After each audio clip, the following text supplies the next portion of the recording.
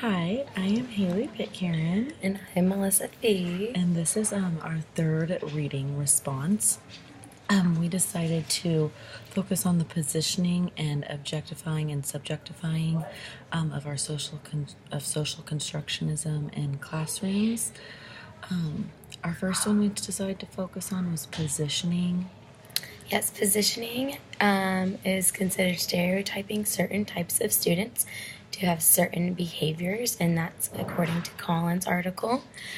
That would kind of considering positioning would be like if there were like black and Hispanic kids in your class and you just assumed all before even meeting the kid or knowing anything about them that they were going to be like a problem child, cause all the behaviors in the class, or being those kids who aren't like reaching the achievement gap. And On the lower end of the achievement gap.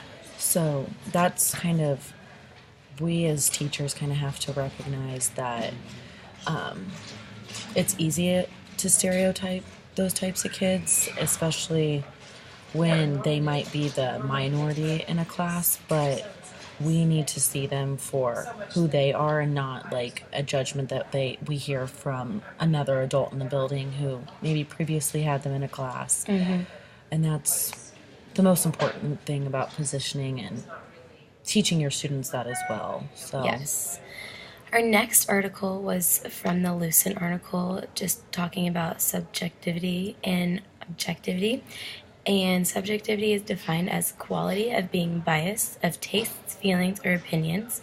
And objectivity is the lack of judgment, bias, or prejudice.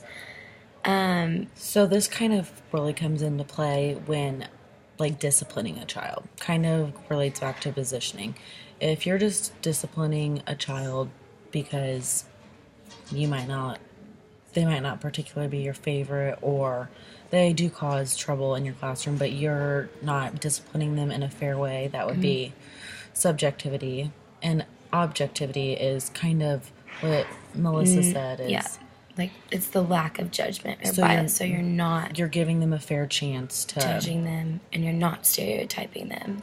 So that's where also we looked back at the Gregory article from a few weeks ago, and it was talking about how like suspending and disciplining kids, like African American kids especially, and how if you're continually if these are the kids that you haven't made a prejudgment about and they really are the troubled kids, well, whether it's African Americans, Hispanics, white, whoever it is, if you are continually to discipline these kids in a non-fair way or whatnot, then you're not setting them up for success. You have to give each kid, that's kind of where like the equity and equality, what we're talking about in another class, comes into play. So all of these subjects combined that we're teaching kids being socially construct about are all just basically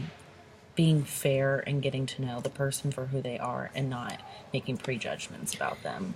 Yeah, all of these terms come into play with our teaching philosophy.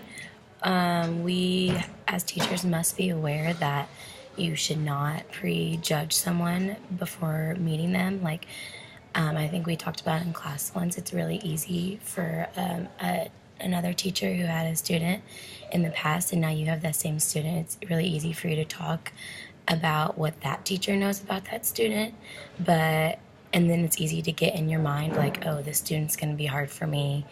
But you need to have an open mind so that you're not judging the student and you have your own like facts and thoughts and feelings about that certain student.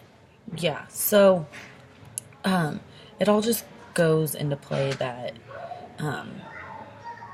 Just being fair with every student yes, and kind of not just stereotyping. yeah, that's the main Focus of this whole found. thing. And like I already said, but you just have to push this onto your students as well, not necessarily like stating it word for word like we are, but teaching the kids also like just because that kid has a different skin color than you doesn't mean you can't be their friend. I mean, that should be known at this day and age, but that's something falls into this positioning thing. Like you can't always separate boys and girls because boys tend Or to be learning styles. Like it exactly. all You have ties in. to find multiple ways for it to work for everyone. Yes.